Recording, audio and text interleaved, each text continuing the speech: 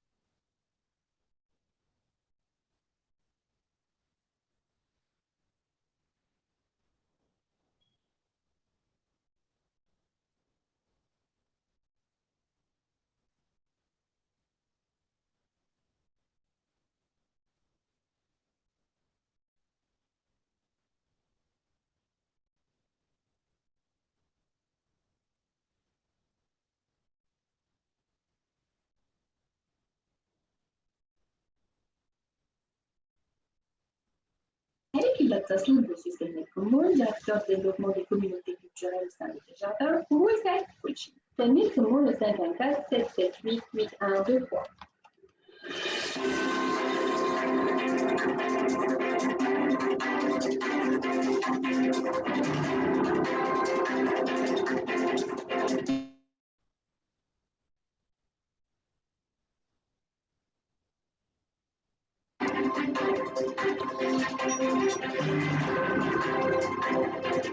إذا أصدقائنا صديقاتنا مرحبا بكم مرة أخرى معنا في برامج ميديا مغرب. Point chaud commence actuellement avec le sujet d'actualité, le lendemain de l'investiture de Joe Biden comme président aux États-Unis. Avec nous ce soir, Normand Cornette, professeur et spécialiste de la politique américaine. On va parler de ce sujet-là pendant les prochaines 30 minutes. Professeur, bonsoir, merci d'être avec nous. Mais merci à vous, Monsieur Sali. Il m'est un privilège de collaborer avec Radio Moyen-Orient.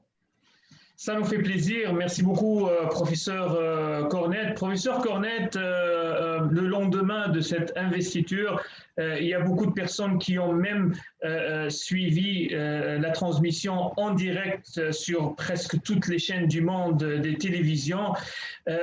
Derrière cette cérémonie, derrière la grande présence des soldats ou des agents de sécurité, si on peut dire, on a senti une société américaine vraiment divisée sur des lignes peut-être périlleuses, dangereuses. Est-ce que ce lendemain-là, est-ce qu'on va vraiment avec la destitution de Trump pour un délit qui était vraiment grave, qui est insurrection ou incitation à l'insurrection? Cette société américaine, professeur Cornette, au lendemain de cette investiture, où est-ce qu'elle est maintenant? Est-ce qu'on peut voir plus de violence ou le contraire? Mais d'abord, l'aspect médiatique, vous faites bien de souligner, Monsieur Sali, à quel point les médias aux quatre coins du monde ont fait état de l'inauguration de Joe Biden. Je tiens à souligner à l'auditoire de Radio Moyen-Orient, seule l'inauguration du président Ronald Reagan, qui est l'héros du Parti républicain, seule l'inauguration de Barack Obama, le tout premier président afro-américain dans l'histoire des États-Unis, seules ces deux inaugurations ont dépassé au point de vue de couverture médiatique et d'assistance celle de Joe Biden. Aussi faut-il dire que le cycle médiatique, particulièrement aux États-Unis, est très accéléré, très rapide. Donc, quand on parle des émeutes à la capitale, Washington, D.C., le 6 janvier dernier, pour plusieurs personnes, c'est déjà du passé, c'est révolu. En revanche, on se rend compte à quel point les partisans de Donald Trump s'affichent fièrement, membres, participants à cette émeute. D'ailleurs, il y a même une campagne médiatique maintenant de ceux et celles qui ont participé. This is me. C'est bien moi qui a participé. Donc, ils affichent carrément leur couleur. De plus, faut-il souligner que le Parti républicain sur le terrain appartient, du moins pour le moment, toujours au camp de Donald Trump. Pourquoi? Eh bien, on vient dans l'État de l'Arizona, qui a quand même élu 2 sénateurs démocrates, eh bien, croyez-le ou non, le chef du Parti républicain en Arizona, ils ont fait un vote et ils ont déclaré publiquement qu'ils prennent leur distance d'abord de la veuve de sénateur John McCain, donc Cindy McCain, Oui. qui est un héros militaire aux États-Unis, ancien candidat pour la présidence, candidat républicain, j'entends. De plus, ils prennent leur distance de l'ancien sénateur républicain de l'Arizona, Jeff Flake, et qui plus est, ils ont pris leur distance du gouverneur actuel dans l'État de l'Arizona, le gouverneur Ducey, parce que eux, ils ont critiqué fortement ces émeutes et la conduite de Donald Trump. Mais qu'est-ce que c'est que ça? Les partisans, les membres du Parti républicain de l'Arizona ont renoncé, ont désavoué ces républicains qui ont osé critiquer Donald Trump. Et ce n'est pas seulement dans l'Arizona. On vient de faire la même chose dans l'État de l'Oregon, là où j'ai fait mes études du lycée, à Beaverton, pas loin de Portland. Eh bien, le chef du Parti républicain en Oregon, encore une fois, ont désavoué ceux et celles qui ont osé critiquer Donald Trump. Donc, on voit que sur le terrain, sur sol, et c'est ça qui était le fort du Parti républicain, au lieu de mener une campagne virtuelle, ils ont mené une campagne porte-à-porte sur le terrain et puis ils sont allés rencontrer les gens. Donc ça, il faut le souligner. Aussi, dirais-je, Monsieur Sali, attention, mesdames et messieurs démocrates, parce que le Parti républicain vous tend en piège. Si vous allez vers la destitution, une deuxième, de Donald Trump, vous risquez de tomber dans le piège, de tomber dans le panneau, parce que Donald Trump, qu'a-t-il dit pendant tout son mandat? Eh bien, c'est une chasse des sorcières. Okay. Et ils vont donner raison aux partisans, ils vont donner raison à Donald Trump en disant, si vous menez de front cette deuxième tentative de destitution au Sénat, eh bien, vous donnez raison à Donald Trump, il s'agit d'une chasse aux sorcières. Donc, en rappelant que cette destitution, donc, ça va commencer le 8 février, donc dans quelques jours. Professeur Cornette, le deuxième point qu'on a vu dès l'investiture, Joe Biden s'est mis à la tâche de renverser des lois passées sous Trump. Je vais noter, entre autres, peut-être l'interdiction de voyager aux ressortissants de pays musulmans, donc le fameux ban. Là, on parle de Keystone, donc le projet va de l'avant. Le pacte de Paris, le pacte environnemental de Paris, donc il paraît que les États-Unis vont revenir dans ce pacte-là. Et aussi, on peut évoquer l'important point de financement des instances internationales comme l'OACI, l'Organisation de l'aviation civile internationale, les Nations Unies. Est-ce que Joe Biden, il a le chemin ouvert pour renverser toutes ces lois?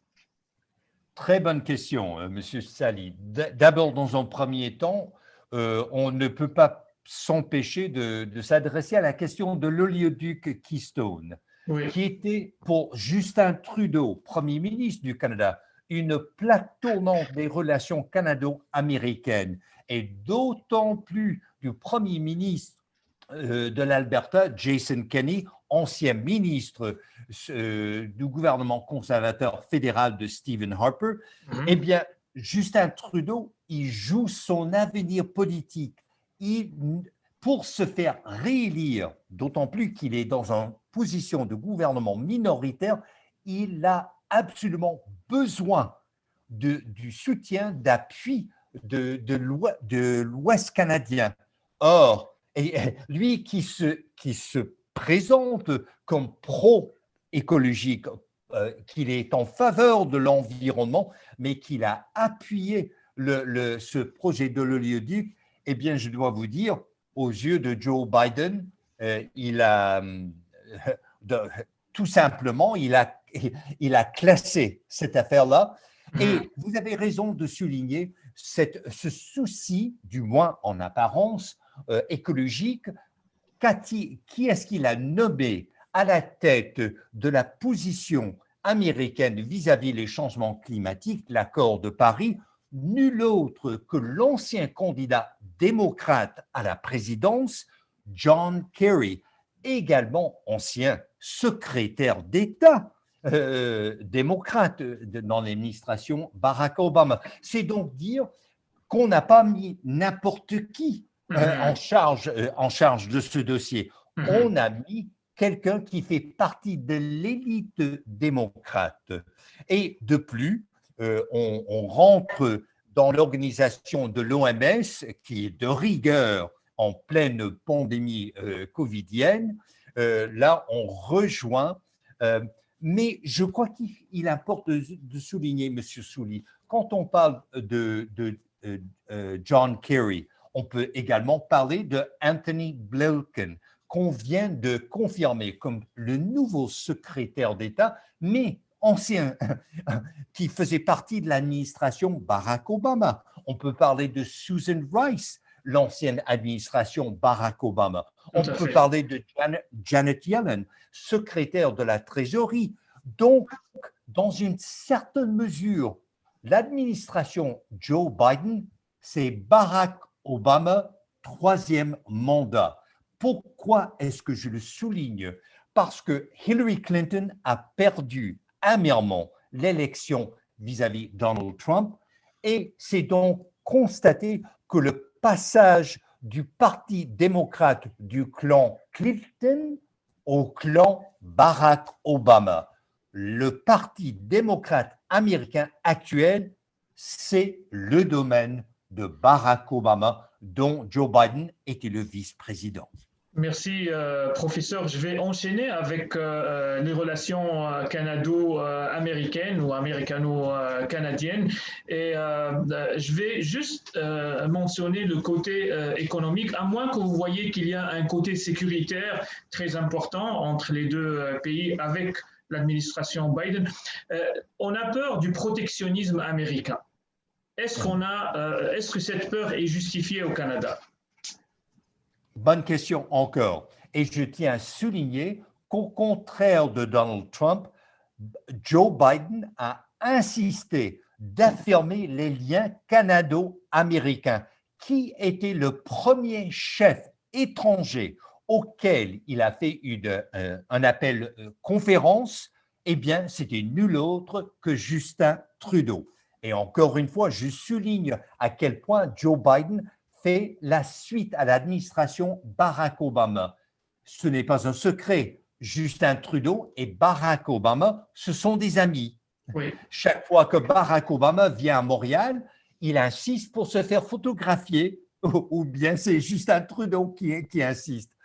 Mais le défi pour Joe Biden, M. Sali, c'est de se démarquer.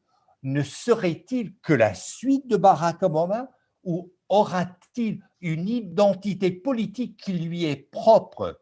C'est possible, mais il est sur une corde raide. Rappelons lors de cette dernière élection aux États-Unis, les démocrates ont perdu des sièges à la Chambre des représentants. Et ça, c'est très important, Monsieur Sali, parce qu'à la Chambre des représentants, on se présente chaque 2 ans en élection. Donc, il faut être près du peuple, près de l'électorat. Et il faut batailler pour sa circonscription. Or, il y en a beaucoup sur la frontière canado-américaine, que ce soit l'État de Washington, que ce soit l'État du Montana, et que ce soit l'État de l'Idaho, que ce soit le Dakota du Nord, que ce soit le Minnesota, que ce soit et j'en passe, le New York, le Vermont, le New Hampshire. Donc, Joe Biden doit rendre compte à cette Chambre des représentants dont la majorité est tellement mince maintenant. Ne parlons même pas du Sénat américain où c'est kiff-kiff, 50-50.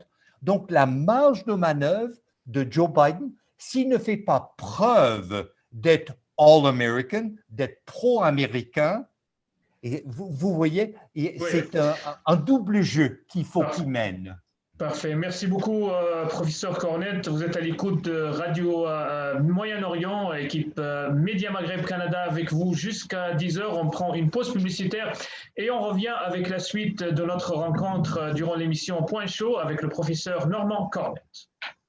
Le nombre de cas atteints par le coronavirus ne cesse d'augmenter au Canada. Presque la moitié de ces cas se trouvent au Québec. Initialement, notre équipe régionale du Québec a commencé une opération de distribution de médicaments pour les personnes touchées par cette pandémie à Montréal. Les demandes venant de familles vulnérables, en particulier des femmes seules avec enfants, sont énormes. Human Concern mettra tous les moyens nécessaires pour venir en aide au maximum de personnes se trouvant dans les zones les plus touchées. Sans votre soutien, nous n'y pouvons rien. Pour faire face à cette pandémie mondiale ici et dans 40 pays où nous sommes présents, faites un don dès aujourd'hui. Faites un don sur humanconcern.org, humanconcern.org.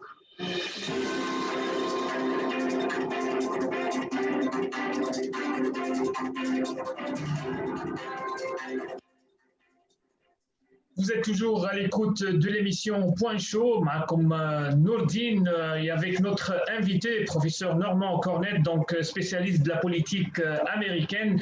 On est en train de parler du lendemain de l'investiture de Joe Biden.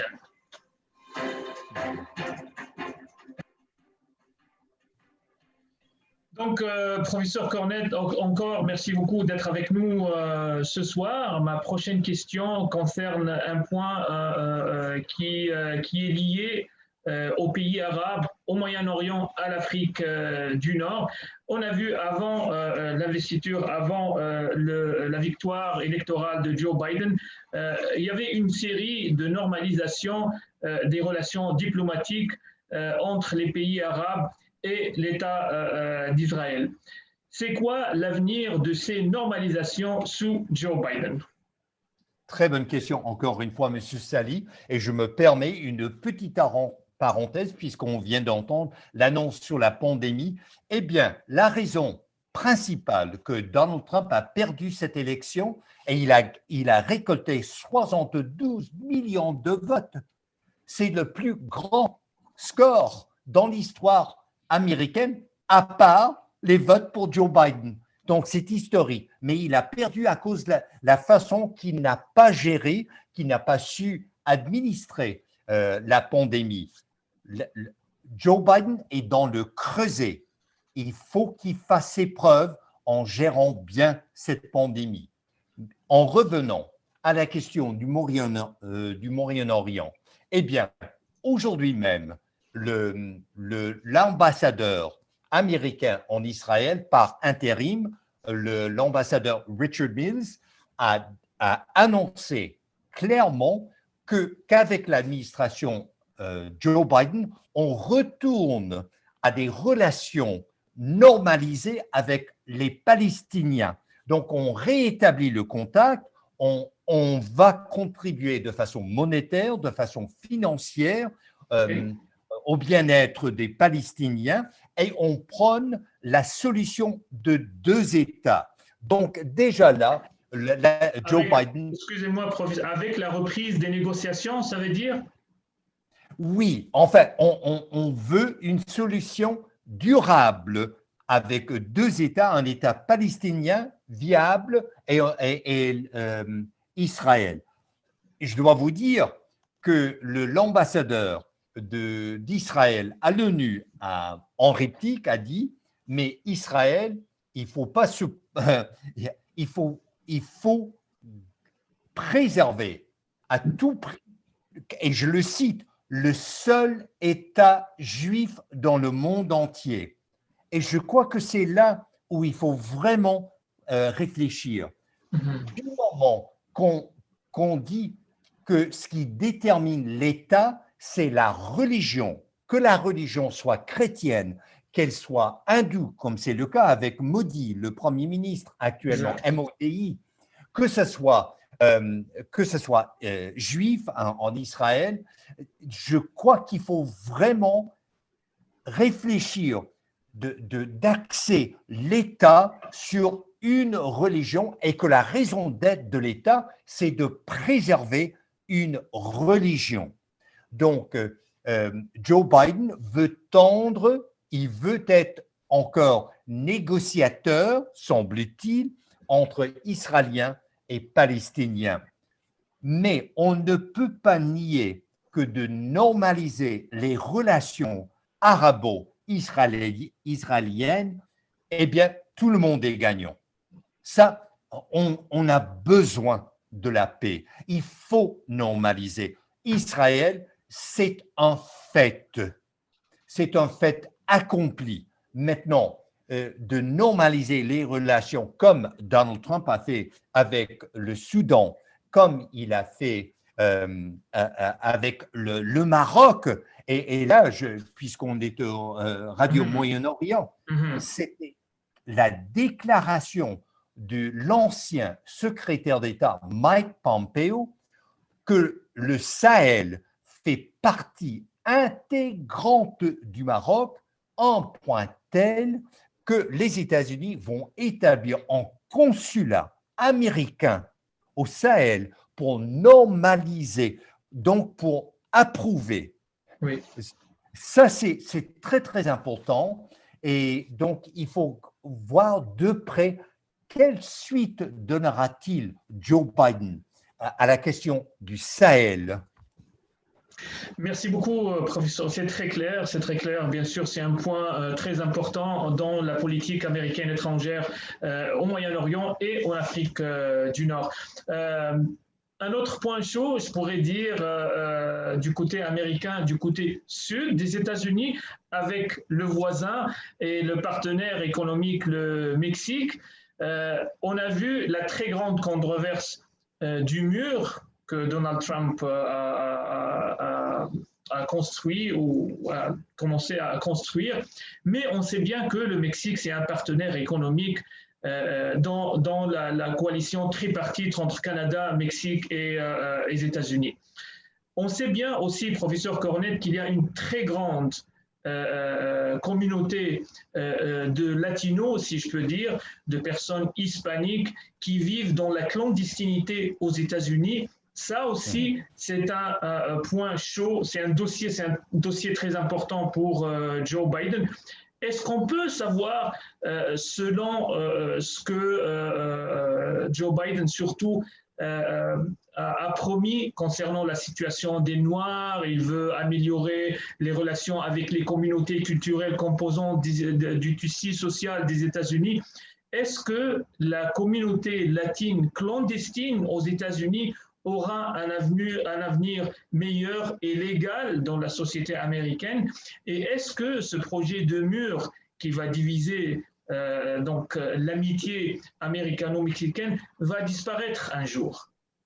Alors, merci encore, M. Sali, de nous rappeler l'importance des rapports commerciaux entre les États-Unis et le Canada, les États-Unis et le Mexique. Je rappelle que les échanges commerciaux entre les États-Unis et le Canada se chiffrent, croyez-le ou non, à 2 milliards de dollars par jour, quotidiennement. Donc, c'est une Énorme. entente, une relation commerciale plus grande que nature. Eh bien, qui était la deuxième personne, le deuxième chef d'État auquel Joe Biden a donné un coup de fil, une conférence, un appel, eh bien, c'était nul autre que le président du Mexique. Donc, il nous rappelle la tradition de l'ALENA. Eh bien, Donald Trump a négocié des nouvelles ententes, mais c'est certain que dans l'administration Biden, il veut rétablir, remettre les pendules à l'heure, que dans l'hémisphère de l'Ouest et sur l'échelle même internationale, voire mondiale, ce qui importe pour les États-Unis, ce sont les relations avec le Canada et ensuite avec le Mexique.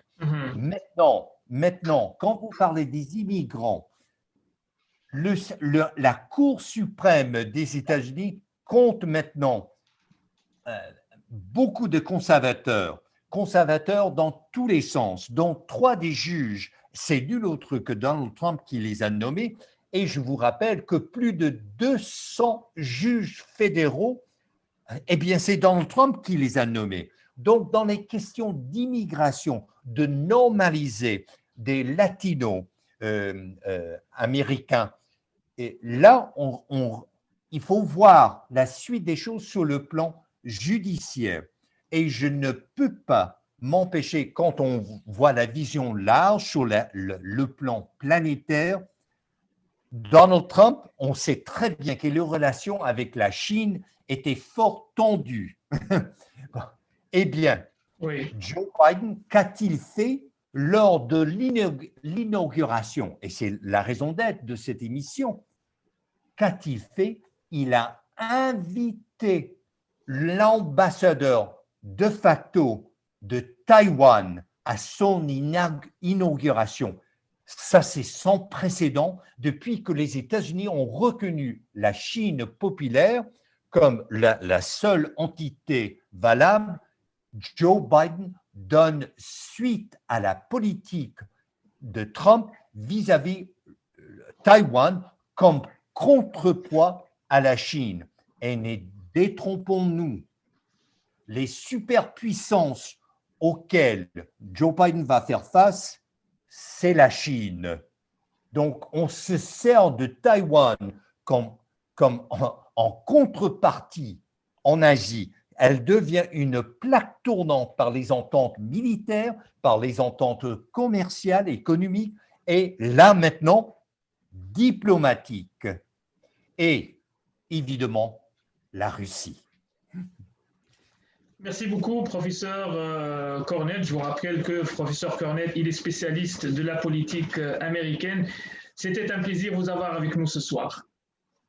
Ah, et pour moi aussi, M. Sali, et en tant que spécialiste en sciences des religions, les rapports entre religion, culture et politique aux États-Unis, je dois vous dire, est-ce que l'élection de Joe Biden veut dire que le christianisme libéral, progressif, lui-même qui est catholique, pratiquant, dimanche, il assistait à la messe, il a l'habitude d'assister à la messe, et pourtant, il est pro-avortement.